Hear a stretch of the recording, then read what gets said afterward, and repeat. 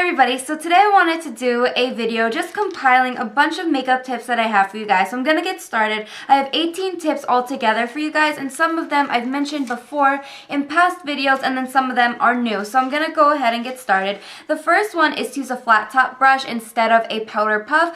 This was actually one that I actually mentioned before, and it's like using a brush like this, which is the L flat top brush. Just any like flat, kabuki brush would work, or even just a kabuki brush like the general kabuki brushes work, because they are semi-flat in shape. So I really suggest using those because you can wash those and they last a lot longer than if you were going to use a powder puff. If you were using a powder puff, you'd have to throw them away and change them out every so often because you don't want any bacteria to build up. And even though you can, there are some of those that you can wash, the life for those won't last you as long as a standard brush would. So I would suggest getting a brush and using that for your powder. I also find that using a brush, especially one like this which has a long handle, really gives you control on how much powder you use and things like that, because you can really hold it close to really get a concentrated amount of powder, or hold it farther away to get just a light buffing of powder. And the way you would apply it is to just pat it in like you would if you were using the powder puff, but this lasts a lot longer and it's cheaper in the long run. The next step is to wait for your mascara to dry, then use a Q-tip or cotton swab to clean it. So the way that you would do it is you would just take a cotton bud, and what happens is if you get any mascara on your lid when you're using, when you're applying your mascara after you're done with your eyeshadow, don't mess with it until it's completely dry, because what will happen is you can take the Q-tip and literally just flake off the actual mascara product so it doesn't mess up your eyeshadow. And then if it does take off a bit of the eyeshadow, just go ahead and reapply some of that instead of trying to take it off when it's still wet, which will really just smudge the product, and it's just going to be too much of a hassle to try to take off. And that will also work throughout the day. If you do notice that your mascara runs, wait for it to dry slightly and then brush it through. The next step is to wet your brush before applying eyeshadow. So you can use anything. You can use Visine, you can use mixing mediums. My personal favorite is just plain water. I find that this doesn't ruin my eyeshadows when I use just water, and then sometimes when I use the mixing mediums, I have water and glycerin and a bunch of other things, it can actually change up the texture of my shadow, and I personally don't like that. So I would just suggest using water, and don't spray the product, because I know that's maybe what you guys might be thinking. Spray the brush and then apply it. When I apply my brows, this is what I do. I just spray the brush, apply it into the eyeshadow, and then use it on my brows to get more of a crisper edge, and it almost just makes the shadows stick together so that you don't get fallout. So if you are having issues with fallout, that will help as well. The next step is to double up your lipstick as a blush. So what you would do, this is a old time trick. Take the lipstick that you're using. This works preferably with more matte lipsticks, just because I find that sometimes shimmery lipstick have noticeable shimmers where it's harder to get harder to blend it into the skin if you're going to use it as a blush. And also, don't use this with lip glosses. You want to use it with a lipstick that is a creamy texture. Apply a bit to your cheeks so that you can get a nice base, and then rub it in with your fingers like you would if you were using a cream blush. That works really good as doubling it up, and I think that that's a good way to save money as well. If you are somebody who maybe wants a light pink cheek and you don't normally wear too much blush, so you just want to double up what you already have in your makeup collection as a blush. So that's a good tip. Another thing is to use water and glycerin to clean up fallout, or to use as a mixing medium. So if you mix, I think it's 2 parts water, 1 part glycerin, or 3 parts water, 1 part glycerin. I will have that listed below if I look it up, because I can't remember right now. But you can use that as a mixing medium. Again, I prefer just using plain water, but some people do like the glycerin plus. That can also work as a hydrant for your face. So just mix that into a bit of water, add a bit of glycerin, spray it around your face, let it sink in, and it works good if you have dry skin, almost like the Max Fix Plus spray, which doesn't set your makeup, but it does give you a bit of hydration. So that's another tip. And then also it will help clean up fallout, but I find, again, plain water works fine for me.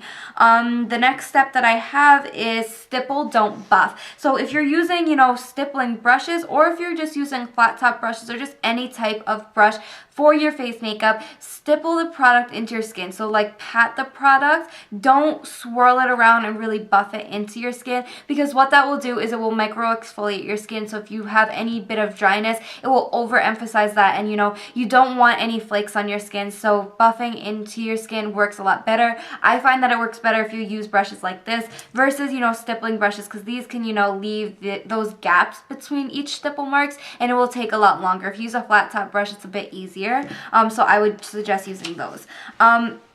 The next tip I have is corrector, not concealer. Using a bunch of concealer can almost give your skin like an ashy tone if you're using it underneath your eyes. I find that if like I use like a yellow tone concealer, which is, you know, my undertones, I have yellow undertones. If I was going to use that underneath my eyes, it almost gives my under eyes like a grayish ashy appearance. So I would suggest that if you're going to try to cover up any dark circles or anything like that, use a corrector. Those work out a lot better than concealers to not give you that ashy look.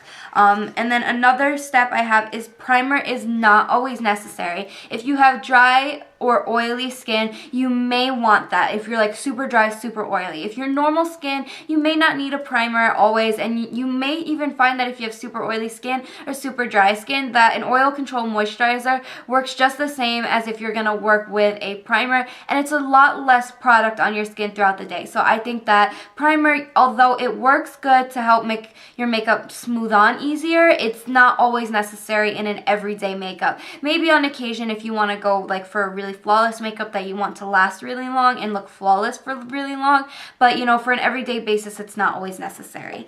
The next step is remember the return policy. This is a step that is crucial for when you're buying makeup at like higher end stores. Remember that makeup is always returnable, but only in like higher end stores. Sometimes their return policy isn't that great at like drugstores, but I know at Sephora and MAC, they have great return policies. Always ask before you go out and buy makeup, because you don't want to get stuck with a product that you don't necessarily like, unless it's a product that yes, you've already bought in the past and you know you originally like. But if you are somebody who's going out and trying something new, make sure you go and ask a salesperson what their return policy is for makeup and what type of makeup you're allowed to return, because sometimes like foundations, they don't want you to return them because, you know, I guess like that's one of the products they really don't like when people return, but there are some products that you are allowed to return, so make sure you really ask about that, because that will save you a bunch of money in the long run if you find a product and you don't really like it.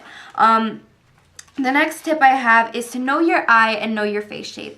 Face shape is really important when you're contouring and highlighting, because if you have like a more round face, you really want to highlight the center panels of your face and only the center panels, not bringing it up as far, just because that will give you more of an oval, elongated face versus having that round shape that you have. If you already have an elongated face, what you can do is highlight all the way up your cheekbones, and that will give more structure to the actual cheekbones. So, you know, knowing your face shape works well, as well as knowing your eye shape. Now, it's probably not the best time to do this video when I have dramatic makeup on, but knowing your eye shape, such as if you have hooded eyes or if you have droopy eyes, really goes far in your makeup application on an everyday basis. Now, when you're doing looks like this where it's really dark, yes, knowing your eye shape is good, but then the point of makeup is to just change it up all the time. But if you want to go to like, you know, I guess lift the eyes if you have droopy eyes, you know, lighten the hood of the eye if you have hooded eyes, it really works to know that you have those steps. And also, you may not have like a completely hooded eye where it's hooded all the way to the inner corner or things like that. So you really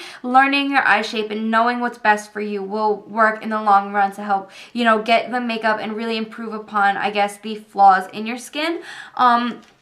And then the next step is shimmer is not always best. So more shimmer on your skin can make your skin look oily. Glitter is known to, you know, transfer better for pictures and things like that, but glitter is not always something people want to use on an everyday basis.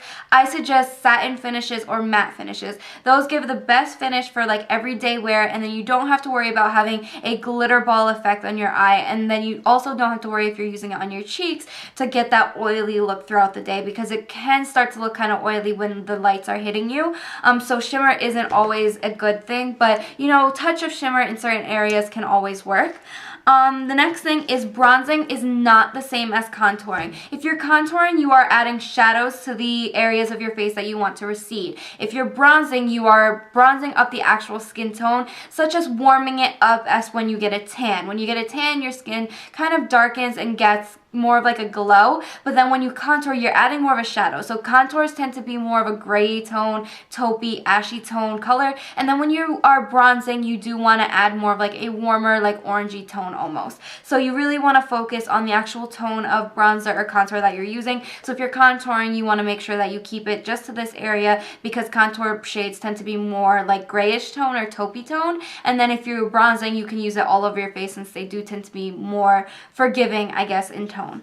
And then the next one is likes react well with likes. So if you're using an oil-based moisturizer, make sure you use an oil-based foundation. If you're using a water-based moisturizer, make sure you use a water-based foundation, because if you're using an oil-based moisturizer with a water-based foundation, they will not mix. They will kind of slide around and separate, and they won't mix well on your skin, and throughout the day it's not going to wear as nicely. So make sure that you're using, you know, like products with like products. The next step is to cleanse and moisturize. Make sure you start off with a clean face. If you have very dry skin in the morning, what you can do is just splash your face with water and then moisturize. But I find that as long as you really make sure you take off all your makeup and cleanse it at night, it will work fine. Cleansing in the morning is not always crucial, but I do still recommend it, because personally for me, I find that since my skin is so dry, exfoliating with my Clarisonic in the morning does help my makeup go on a lot smoother. The next step is number 15. Expensive doesn't mean it's better. Expensive makeup doesn't mean that the quality is necessarily better. You can find great quality makeup at drugstores, and then you can find really bad quality makeup at high-end department stores. So don't always go by the price tag. Higher end makeup does not always mean it's better, and sometimes you can get high-end makeup that is not as good as drugstore makeup. So really don't focus on the price tag, focus on the actual product, because in the long run, the actual product is really what you're looking for, not the price. The next one is shimmer only on the center of the lip. If you're going to use a shimmery lip color, make sure that you focus it just on the center, because what that will do is help prevent from like that drooling look, and then also what it will do is it'll keep the lips looking very plump in the center of the lip, so it does add a bit more dimension. The next step is play up only one feature or two features at a time. So if you're going to be doing very dark eyes, keep the rest of your face pretty natural. If you're going to do very bold lips, keep the rest of your face pretty natural. You really want to focus only at one or two areas of the face at a time. Like you can do a dark cheek and a dark eye with a light lip, that works fine, or a dark lip and contour cheek with a light eye, that works fine. So really just only play up one or two key features on your face, and then the rest keep it fairly natural. And then my last step is to take your time and practice. Makeup works best when you have the practice, when you take your time, when you really focus on getting the precision and, you know, the blend that you want. Working and just like throwing makeup on really quickly, no matter what products you're using, it will not come out good if you don't take the time to actually blend it out and make it look good. So if you are going to start out with makeup, especially darker or brighter colors, make sure you go ahead and blend and take the time to really get a nice smooth transition, to really make sure that the color is even and, you know, evenly saturated over the entire lid, just because you want to make sure that, you know, it comes out looking the way you want it to, and it kind of gives you the vision that you had, and the vision that you had is probably not patchy, you know, discolored makeup. You really probably are going for a very smooth transition, very intense color. So you do want to make sure you take the time and that you practice with new things. So don't go out right away with a bright red lip if you haven't practiced on how to get crisp lines. Don't go out with like winged liner if you haven't practiced on how to get them even. Things like that. Just make sure you practice, and that will help your makeup in the long run. So I hope you guys enjoyed these tips. I know it was pretty long, but I will have them all listed below so you guys can actually go through and read them, as well as a link to all my social networks. So I hope you guys enjoyed this video. If you have any other tips, leave them in the comments below, because I would love to see them, and I know everybody else would love to go check those out. So that's pretty much it. I hope you guys enjoyed, and I will see you guys in my next video. Bye, everybody.